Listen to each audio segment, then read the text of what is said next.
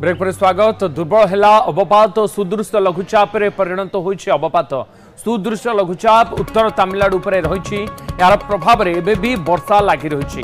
राज्य में भी लगी रही कोहला पाग सांगकू झिपझिप वर्षा। सकाळु कोहला पाग सांगकू विभिन्न स्थान में झिपझिप वर्षा होउथिबार देखिबाकू मिलिछि। उपकूलवर्ती जिलागुड़िक विभिन्न स्थान में झिपझिप वर्षा होउथिबार नजर को आसी। खासकर ट्विन सिटी पुरी विभिन्न स्थान में झिपझिप वर्षा होछि। कोहला पाग मध्य रही। लघुचाप प्रभाव में जगतसिंहपुर जिले में वर्षा सकाल ठारू वर्षा लगी रही। एबे धान फसल अमल समय आ वर्षा को नहीं एबे चाषी चिंतार पड़ती। आउ किछि दिन पर फसल अमल होता आ वर्षा लगी रही फसल नष्ट होबार आशंका देखा देछि। फल धार करज करी चाष करथिबा चाषी किपरि ऋण परिशोध करिवे से नहीं एबे चिंतार।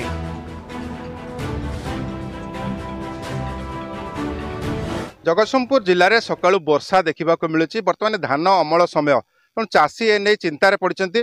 धार करज लोन करथिबा चाषी किभली तांकर करज सुझिबे से नहीं बर्तमान चिंतार पड़ती। आम सीधा सड़क कथा हवा किसी चाषी सहित बर्तमान देखा धान फसलर अवस्था कौन अच्छी। आप देखिपे ये चित्र न्यूज 18 माध्यम धान गछ सबू शोईगला। धान आउ 15 दिन पर कटा होता चाषी 2 पैसा रोजगार करता। वर्षकर 12 मास तांकर जो रोजगार रुए एइथिरु ही सेमाने तांकर परिवार प्रतिपोषण करथांती। तेणु धान गछ शोई जाइछि एवं सकाळु सकाळु वर्षा मध्य आरंभ होइछि। जो झिपझिप वर्षा आरंभ होउछि ए वर्षा यदि अधिक हबो निश्चित भाव में चाषी क्षतिर सम्मुखीन हम। आप देखिपे बर्तमान जो धान केंडा सबू ओदा हो गलानी। तेणु यदि अधिक वर्षा हुए ताले धान फसल नष्ट होगा सहित गजा आम सागर किसी चाषी अच्छा आम सीधा सड़क सहित आलोचना करवा। आज्ञा कौन रही बर्तमान धान क्षति होबार संभावना देखा देछि? धान सब तो पूरा पाचिकी कटा हवा अवस्था था। सकाल जो झिपझिप वर्षा फल धानर अग सब ओजन हो धान सब पड़गला। धान पड़े आउ दरी असह्य वर्षा कि अधिका वर्षा हेले संपूर्ण सड़ीज आ सड़ीगले आम आमर वर्षक इनकम आम हापर करूँ।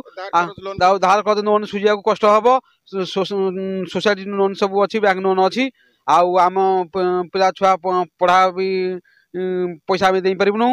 आम निजे तो खाया बंचिया कष्ट हम पिला पढ़ा छुआ पछ कथा। देखो निश्चित भाव में धार करज लोन करथिबा चाषी ए नहीं चिंतार बर्तमान पड़ती। भाई कौन कहबे आपन केते एकर चाष करथिले कोन असुविधा होइछि? मु 7 एकर चाष करथिली। बर्तमान 2 एकर पूरा पाड़े माटी रे पड़ी गलानी पवन रे सुलसुलिया पवन रे वर्षा रे। आउ एमती हेले जोर वर्षा हुए खेती हम सड़ी जीव धान। आउ इथरे वर्ष बर्तमान अमल समय आउ एतार हमर जीविका जदि नष्ट हुए आम खेती रे पड़ू। धान भी यदि कलर फेड हुए आमर भी असुविधा हम मंडी रे दवा पई। धान मागुंट FAQ मानर धान मागुंट जदि कलर फेड हो जाए से माने कटन चटन करेंगे पुणी असुविधा हम। चाषी मैंने समस्त असुविधा सम्मुखीन हे। निश्चित भाव में जो मान कहुई जदि FAQ धान जदि से भाव में न हुए ताल चाषी चाष कर असुविधा एवं मंडी में धान दे पारे कौन कहे? आज्ञा असुविधा हम ये तो धान तो खराब है धान मंडी ने आम कौन कर चिंतार अच्छु। केते एकर करथिले आपन धान? 5 एकर करथिले। बर्तन कोन के दिन पर अमल होइतांता? यही तो 15 दिन भीतर अमल होइतांता। कोन करी बोली हम से वर्षा नै चिंता रे अछु।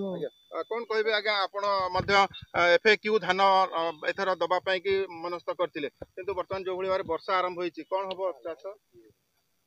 चाष तो देखंतु मंडी रे तो धान भल फाइन धान न हेले मंडी वाला नेबेनी। मंडी वाला सब काटी देबे अम कर देबे कहे हेनी धान रिजेक्ट करदे। से तो आम तो चिंतार अच्छु। बर्तमान कौन करूँ से कथा नहीं कि आम चिंतार अच्छु। एकर करथिले कोन धान फसल करथिले? आम हमर 4 एकर करथिलु। 4 एकर रु 2 एकर धार करज करी करथिलु। मंडी रो सोसाइटी लोन भी आनिक करथिलु। 2 एकर खंडे धान पड़ी जाइछि बर्तमान पानी रे। आम से चिंतार अच्छु। खालुआ जमी टिके होइतबारु बेसी आम चिंतार। वर्षा केमती बर्तन सकाळ? वर्षा काली राति टिके हल्का हल्का होतिला। बर्तमान टिके वर्षार गति बढ़ी ता संगे हल्का हल्का पवन दबारु धान गछ ओट हेकि धान गछ पानी रे पड़ी गलानी शोई पड़लानी। चाष केमिति हम आम तो से चिंतार रही। धान तो नष्ट हो गले आम भी सुझी पारिबु नै पैसा ना। निश्चित भाव में धार करज लोन करचंती सुझीबा बर्तन कष्टकर हम। कोन भाई बर्तन धान परिस्थिति बर्तन रही? देखो आम तो धान तो ये तो आम जीविका